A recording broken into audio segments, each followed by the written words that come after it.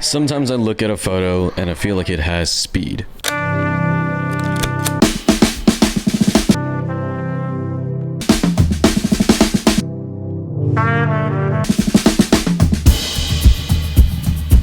Most of mine feel fast, but lately one lens has helped me change that. It sounds so stupid to say this, but sometimes I forget how beautiful a photo can be when you have shallow depth of field and bokeh, because most of you probably already know that I consistently exhibit a lot of deep depth of field, a lot of things in focus, sharp imagery, and just a lot of context. The lenses that I typically use don't really allow for that, you know, soft background aesthetic, and there definitely have been times when I wish I had more shallow depth of field to make the photo feel less busy, more out of focus elements, because sometimes the photo's too busy. And a lot of the times when we kind of view film photography, a lot of the photos that we see are deep depth of field because of the inherent limitations of our film cameras, whether that's the slower shutter speed or the film stock is just too sensitive for a really bright day. You never really see like f2, f1.4 photos that often. Fortunately enough, Leica partnered with me and they lent me this 28mm Summicron, which is kind of funny because in our original correspondence, I asked for the 28 Summa Lux because there's no way in hell I'm ever going to afford that lens in my lifetime. And because the Summicron's aperture at f2 is only one stop brighter from my f2.8 Elmarit, I wasn't really that thrilled to use it, and I already had my own reservations about using this lens. I will share my thoughts on whether it's worth it or not later in the video, but I will say this: the 28mm Summicron has unlocked a lot for me. Some recent work, well, not recent, it's some old work right here. Abby, chill out. Wow, look at this one. Drunken Master. Titles, you know? Classic joint, regular spot for the Hakucho, Chung Fun. My vision is I want to share my perspective as a street photographer from Chinatown, born and raised. This is how I see the streets when I'm walking around with my camera. I always dreamed of shooting images like this. You know, I look at like Magnum photography, street photographers, like, you know, that's kind of the image that was ingrained in my head. Like, that's how street photography should be. Like, how often am I gonna have the opportunity to do something like this? This doesn't come often. That's why it's happening now. I feel like we just learn we're learning as we go. Same with you and you.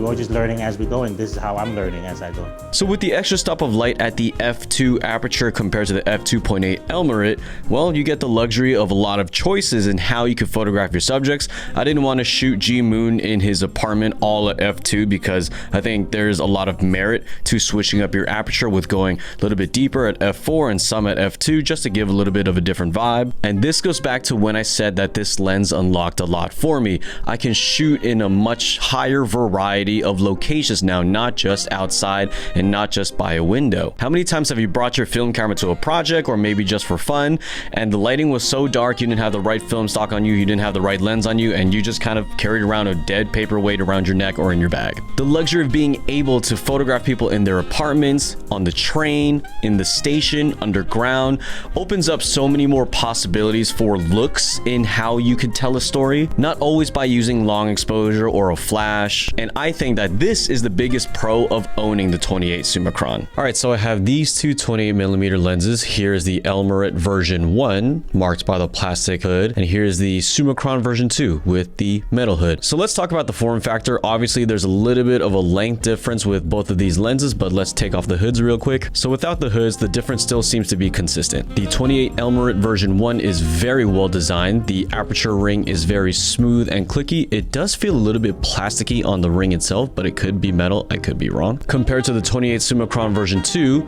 the aperture click is nice and heavier and clickier, feels a little bit more metallic. The focusing is not as smooth, it feels a little bit tight on certain corners, but that could just be my copy. And the Elmarit with this version 1 hood does not block the viewfinder at all, whereas this one does. Now here's a key difference in the hood design of these things. So with this one, it's nice, small, plastic and square, but with these push-in clips, it's easy to just take on and put it back on. You just line up this little socket bayonet right here, and you're good to go. But one thing to note is that if this rotates at all, like say if you bump it, it will completely crack the mount over here and it's ruined. Like you can't put it back on.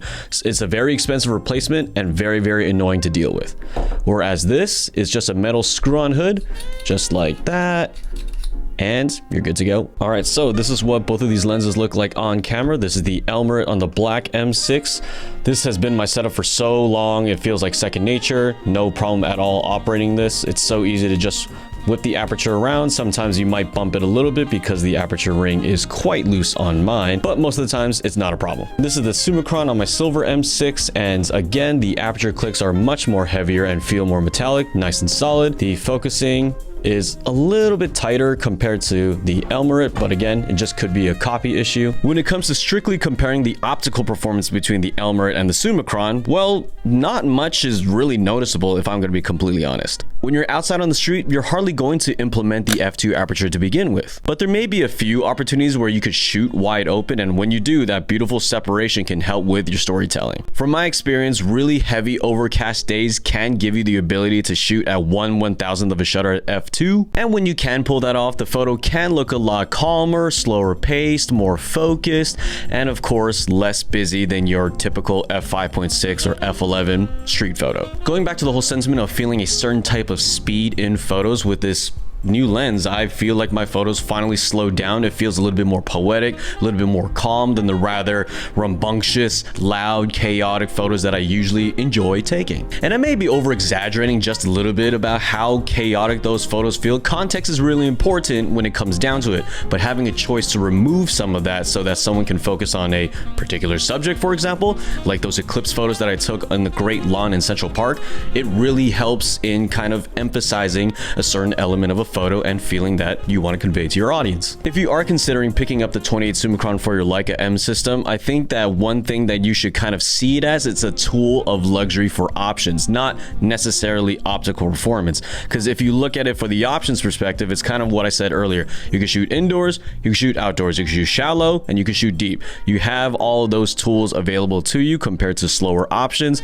But if you're looking at an optical performance standpoint, sharper, not much of a difference from the 2.8. Creaminess in the highlights and skin tones, not really that much of a difference either. You can't really notice it. The classic argument of whether this lens is worth it based on a price differential is going to always classically end up in the cheaper side, because that Elmarit performs so well, and I will be going back to it really soon, and I really won't have any regrets for that. It's objectively hard to justify a lens that is thousands of dollars more expensive for just marginal differences in performance. But again, where I see it truly shining is the luxury of options that it gives you in terms of where you can shoot and how you can shoot. So if you look at it that way, it's definitely going to be worth it. Would I be picking it up for myself personally? Yes, eventually I will, because I really want to be able to shoot indoors without those slow shutter speeds at like 1/30th or 1/15th. And even with everything that I said, it's still really hard to justify the fact that this lens costs so much money for just another stop of light.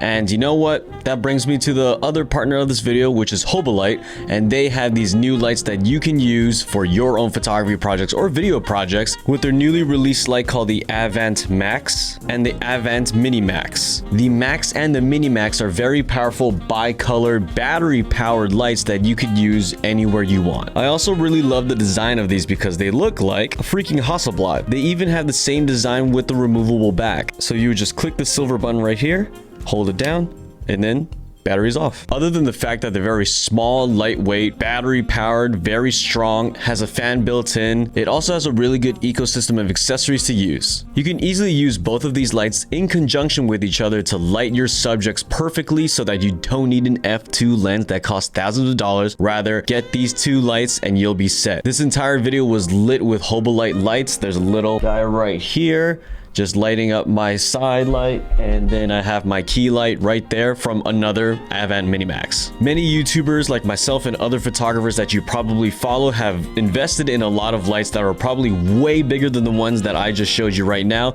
So this Hobolite ecosystem works perfectly for creatives like you, creatives like me, and there's a whole ecosystem of accessories that could work with the Avant Max and the Max Mini and the other lights that they have as well. But I have to say that the biggest pro is that these lights are battery powered, powered. Like, there are so many battery powered lights out there, but none near as strong and as color accurate as these, and they're bicolored. So hit the link in the description box below to check out these two lights from Hobalite, and thank you to Hobalite for partnering with this channel. All right, so those are my final thoughts about the 28mm Summicron. What are your thoughts about it? Is it worth the investment for you? I know that I made a 28mm Voigtlander Ultron version 2, link above right here, that can be comparable to the Summicron, but I've also shared my thoughts about that lens in comparison in that video as well.